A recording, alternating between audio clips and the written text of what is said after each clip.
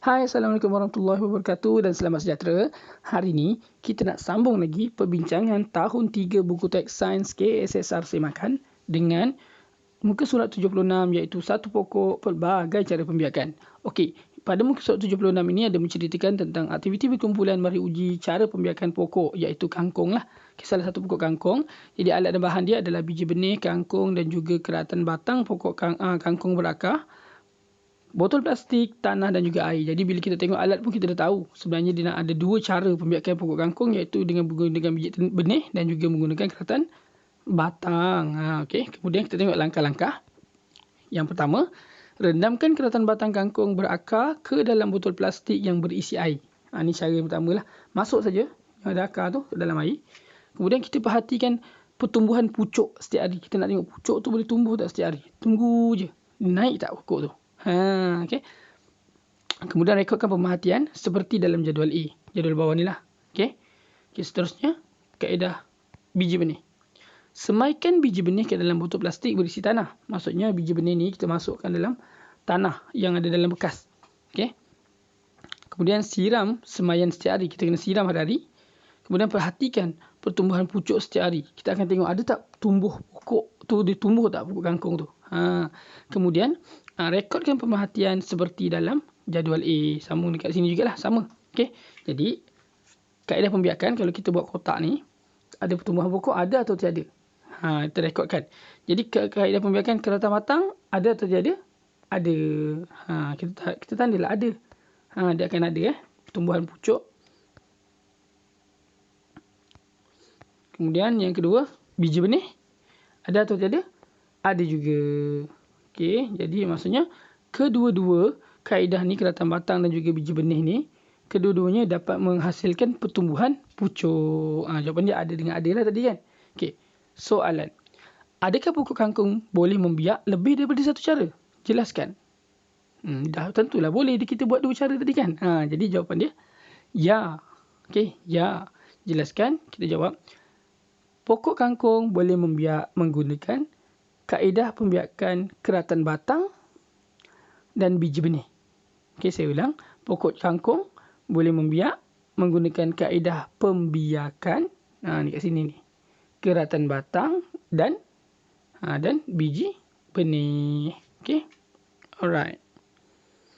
Jadi nota guru, pokok selasih juga boleh digunakan untuk aktiviti ini. Pokok ubi keledek juga mempunyai dua cara pembiakan iaitu keratan batang dan batang bawah tanah. Jadi kalau kita tak ada pokok kangkung, kita jumpa pokok selasih, kita boleh guna pokok selasih. Sebab pokok selasih pun boleh guna cara samalah keratan batang dengan biji benih. Tapi dan juga kalau ada ubi keledek, kita boleh buat dua cara juga iaitu keratan batang dan batang bawah tanah. Tengoklah mana sesuai ataupun mana yang kita ada bahan. Cikgu. Okey. Jadi kita pergi ke halaman buku aktiviti muka surat 50 dan 51. Okay, jom kita tengok.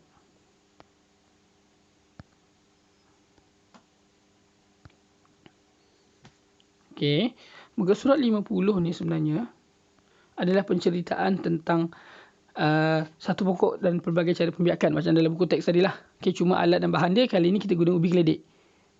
Okey, ubi keledek, bika, pasu, pisau. Pisau awaslah, jangan guna dengan jangan memain lah dengan pisau sebab tertulis awas kat situ. Bahaya. Air, tanah dan juga keratan batang pokok keledek. Jadi bila ada ubi keledek dan pokok keledek, maksudnya ada dua cara lah yang kita nak buat sama macam dalam buku teks tadi. Cuma ini adalah ubi keledek. Tadi kangkung kan.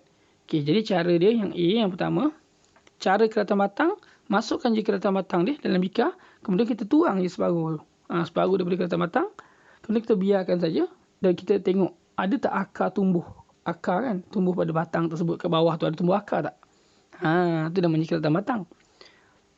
Yang untuk pokok ubi keledek ni. Okey. Yang kedua, cara batang bawah tanah. Pokok ubi keledek kita ambil pokok tu, potong ubi keledek. Maksudnya kita ambil ubi keledeknya tu kita potong kepada dua bahagian. Tadi kita ambil dia punya batang kan, keratan batang. Ini kita ambil pokok ubi itu sendiri. Okey, ubi itu sendiri kita potong kepada dua bahagian. Kemudian kita letakkan potongan ubi ni ke dalam plastik, ke dalam cawan plastik yang ada tanah. Kemudian kita siram dan perhatikan pertumbuhan pucuk. Okey, kita siram nanti dia tumbuh pucuk. Jadi ada dua cara kat sini, iaitu cara keratan batang dan juga cara batang bawah tanah. Okey, Ini merangkumi 5.1.3. Jadi 5 muka surat 50 ni tak payah buat lah sebab dia cuma cerita saja. Sebab soalan dia ada. Tapi kena baca sebab soalan dia ada kat muka surat 51. Okey. Selepas 10 hari, rekod masa pertumbuhan pokok ubi keledek dalam jadual di bawah. Bagi saya soalan ni patutnya bukan sebab masa sebab dia dah kata dah selepas 10 hari. Masa dia 10 hari. Rekodkan pertumbuhan. Saya rasa rekodkan pertumbuhan pokok ubi keledek dalam jadual di bawah. Itu saja kan. Cara penanaman keratan batang dan juga batang bawah tanah. Pertumbuhan pucuk atau akar. Ada ke tak ada? Bagi saya kalau soalan ni kita tik je lah. Kalau pada saya lah. Kalau cikgu awak ajar cara lain. Lain lah. Bagi saya tik je. Adakah keratan batang ada berlaku pertumbuhan pucuk atau akar? Ada. Tik. Batang bawah tanah? Ada. Tik. Maksudnya kedua-dua ni nanti akan ada pertumbuhan pucuk ataupun akar. Iaitu keratan batang tadi dia boleh tumbuh pucuk dan akar, dan keratan batang bawah tanah tadi dia boleh tumbuh pucuk. Okey. Jadi soalan 1, nyatakan satu cara pembiakan pokok ubi keledek. 1. Okey. Boleh jawab ini ataupun boleh jawab inilah. Okey, kalau saya tunjuk contoh jawapan ni, kita jawab yang pertama, keratan batang. Okey, saya tunjuk satu, keratan batang. Okey. Boleh nak jawab batang bawah tanah salah satu, tapi kalau bila jawab batang bawah tanah, jawapan bawah nanti kita terbalikkan. Okey. Okey. Soalan 2. Adakah pokok ubi keledek juga boleh membiak dengan cara lain selain di atas? Selain cara di atas, maksudnya selain cara yang pertama ni. Boleh ke? Yalah. Sebab tadi kita buat dua cara kan. Jadi jawapan dia ya. Mengapa? Awak tulis. Tadi kita jawab kat sini keratan batang kan. Kat bawah ni kita jawab pokok ubi keledek boleh membiak menggunakan batang bawah tanah. Saya ulang. Pokok ubi keledek boleh membiak menggunakan cara batang bawah tanah ataupun cara penanaman batang bawah tanah. Okey. Kalau kita jawab kat atas tadi batang bawah tanah, bawah ni kita terbalikkan lah. Pokok ubi keledek boleh membiak juga dengan cara keratan batang. Kita terbalikkan saja. Jadi nak ikut senang, tulis je keratan batang. Yang pertama ke atas dan batang bawah tanah ni kedua. Okey. Lagi senang. Kita cakap je pokok ubi keledek boleh membiak dengan cara batang bawah tanah. Settle, ikut susunan, lagi senang. Okey. Saya harap awak faham. Okey, soalan ketiga. Berdasarkan keputusan penyiasatan, keputusan atas tadi itulah yang kita cakap ada tu kan. Okey. Bagi jawapan kamu, tandakan right. Okey, jadi adakah ubi keledek boleh membiak melalui dua cara? Sudah tentu. Right. Yang kedua, ubi keledek tidak boleh membiak melalui dua cara. Salah. Salah tak payah pangkah. Biar saja. Sebab dia kata right bagi jawapan yang betul. Dia tak cakap pangkah pada jawapan yang salah. Jadi tinggalkan saja kosong. Okay, yang keempat. Berikan contoh tumbuh-tumbuhan lain yang boleh membiak lebih daripada satu cara pembiakan. Dalam buku aktiviti ni dia beritahu ubi keledek kan. Kita jawablah jawapan yang ada kat buku teks tadi.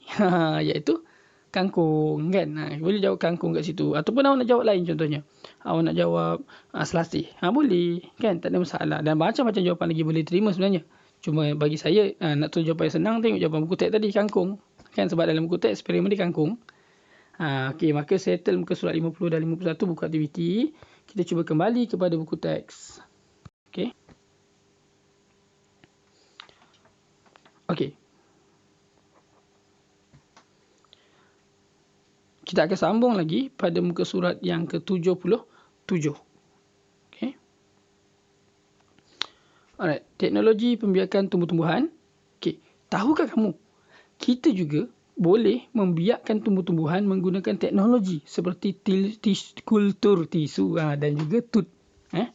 Apa tu tut? Apa tu kultur tisu? Darjah 3 dah belajar. Memang saya pun tak sangka awak akan belajar benda ni untuk di darjah 3. Okey, mari kita lihat. Okey, cuma dekat darjah 3 ni tak adalah kita cerita mendalam. Cuma kita boleh cerita sedikit sekadar pengetahuan awak. Okey, sebab kalau banyak-banyak nanti awak bukan boleh terima sangat sebab benda ni dia ada macam-macam sebenarnya. Cuma secara general je kita tengok. Yang pertama, kultur tisu. Okey, kultur tisu boleh menghasilkan pokok baru daripada tisu pokok yang diletakkan dalam nutrien. Maksudnya kita boleh potong dia punya tisu pokok tu, kita letakkan di dalam larutan nutrien. Kalau dalam gambar ni kita tengok dia potong bahagian daun tu, dia letak dekat apa tu, piring petri, piring tu kan. Kemudian di dekat piring tu dia ada larutan nutrien. Jadi dia letak kat atas cecair lah kat situ, dalam cecair tu. Kemudian pokok tu akan tumbuh. jadi banyak, nampak? Daripada satu tu ditumbuk, biasa saya rasa ni ditumbuk-tumbuk ni ataupun dicari-cari, kemudian dia akan tumbuh pokok baru. Membiak dengan banyak kan. Ini namanya kaedah kultur tisu lah. Okey.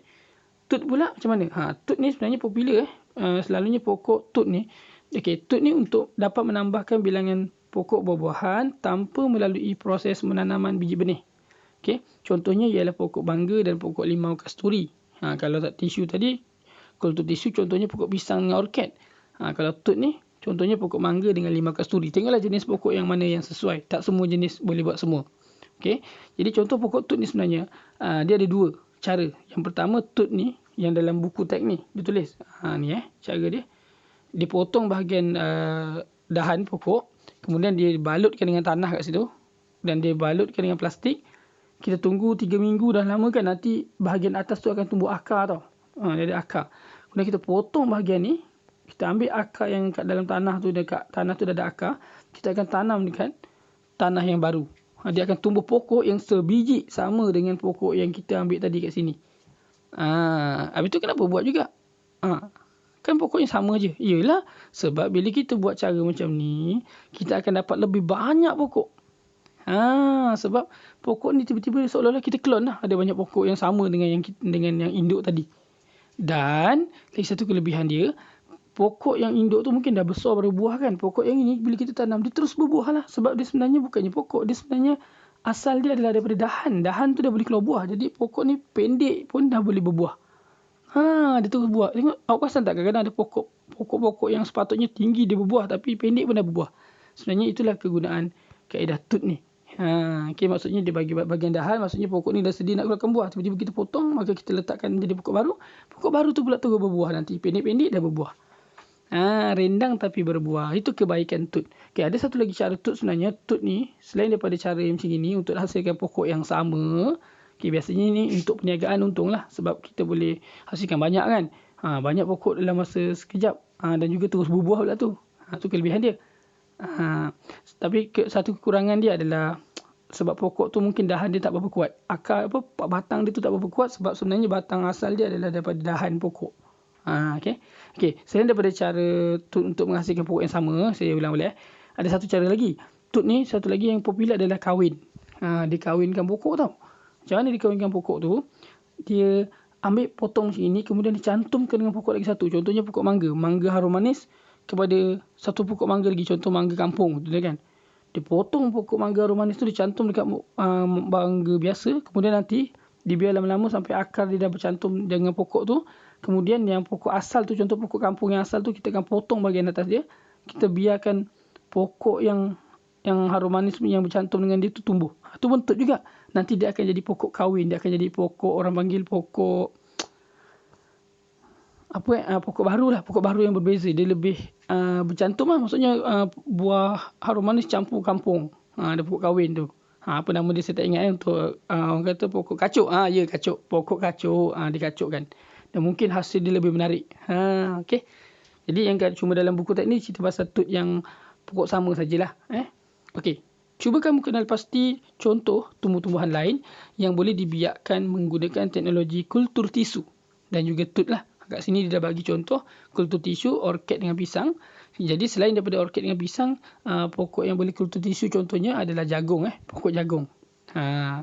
Tut pula selain daripada pokok mangga dengan limau kasturi, banyak lagi. Contohnya pokok betik, pokok jambu air boleh. Pokok limau nipis pun boleh. Durian, rambutan pun boleh. Okay. Okay. Alright, jom kita tengok kepada santai sains taman gantung. Langkah-langkah. Ini seronok kalau nak buat kat rumah ni. Buat hiasan. Lagi-lagi kalau tengah PKP, tak boleh keluar rumah, tak tahu nak buat apa. Boleh buat aktiviti ni. Okay, langkah-langkah. Hasilkan taman gantung mengikut kreativiti kamu menggunakan bahan terpakai seperti botol plastik. Ni contoh dia. Okay, tanam pokok macam-macam kan. Kan cantik bila kita tanam kat sekitar rumah. Jadi dekat dalam pokok ni ada tanah dan kita siram air, maka dia akan jadi pokok tu akan tumbuh. Cantik, macam-macam pokok ada kat sebelah-sebelah. Biasa pokok bunga lah. Cantik kan? Okay. Jadi kita tengok buku aktiviti halaman 49. Kita terus kepada buku aktiviti halaman 49. Okay.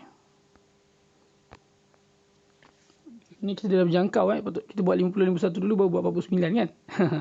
Okey, 49 yang ini. Okey. Pembiakan jambu air. Dah sedia dengan buku aktiviti Okey, perhatikan situasi cara pembiakan jambu air. Okey, jawab semua soalan. Okey, lihat.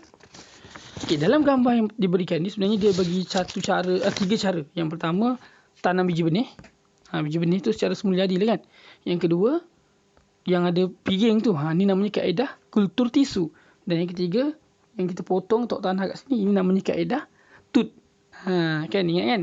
Jadi soalan pertama, bolehkah pokok jambu air dibiarkan melalui pelbagai cara pembiakan secara semula jadi? Okay, bila dengar soalan ni macam pening sikit tau. Sebab dia kata boleh ke tidak? Kalau kita cakap tidak, nyatakan cara pembiakan tersebut. Tadi kata tidak, nyata pembiakan. Jadi nyatakan cara pembiakan. Sebenarnya pokok jambu air ni dia boleh membiak melalui biji benih lah kalau secara semula jadinya. Okay. Tapi dia kata melalui pelbagai, seolah-olah macam banyak. Okay, pada pendapat saya soalan ni dia tanya, bolehkah pokok jambu air ni dibiarkan melalui, kan ada pelbagai cara kan, semula jadi tadi kan yang kita belajar sebelum-sebelum ni ada melalui daun, melalui akar. Jadi adakah pokok jambu air boleh buat melalui daripada pelbagai cara tu, adakah pokok jambu air ni boleh menggunakan cara semula jadi tu? Pada pendapat saya macam itulah sebab kalau nak cakap tidak kan, sebab dia boleh guna ni je biji benih, dan ada juga satu cara lagi daun kan, tapi itu cara teknologi juga. Jadi kalau cakap tidak, kenapa dia kata kat sini nyatakan cara pembiakan kan?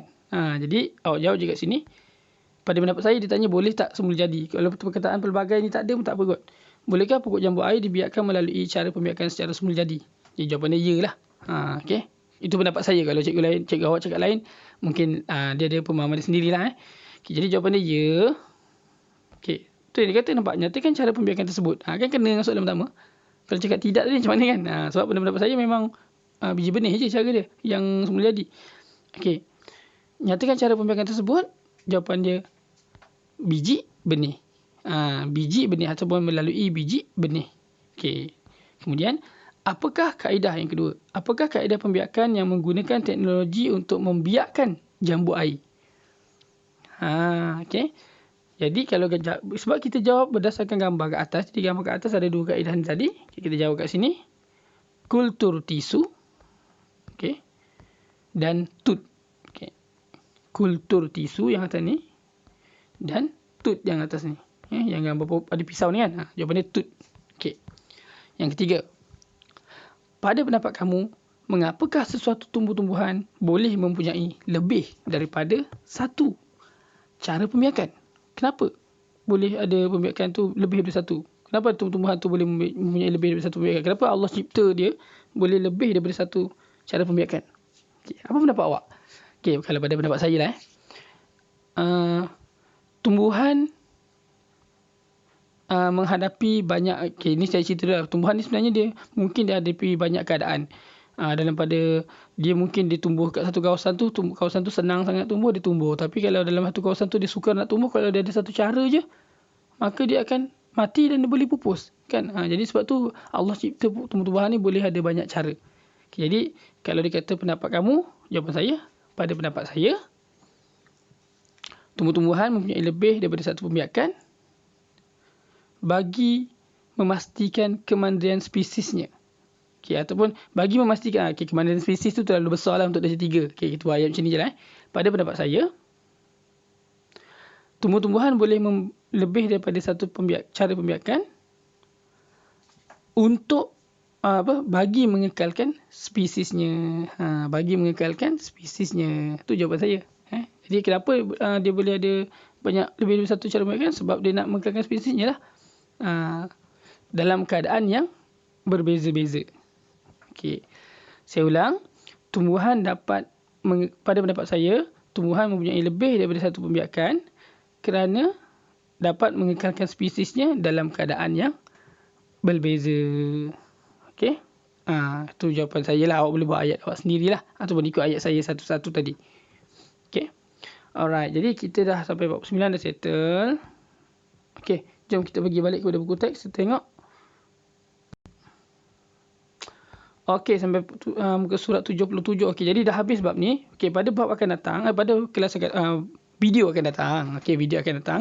Kita akan sambung dengan muka surat 78 dengan kita akan ingat semula dan kita akan jawab mari jawab ni. Jadi kalau nak tahu apa yang cerita kat mari jawab tu, apa jawapan dia, nak tahu apa yang saya boleh kongsikan dengan anda, tunggu video seterusnya.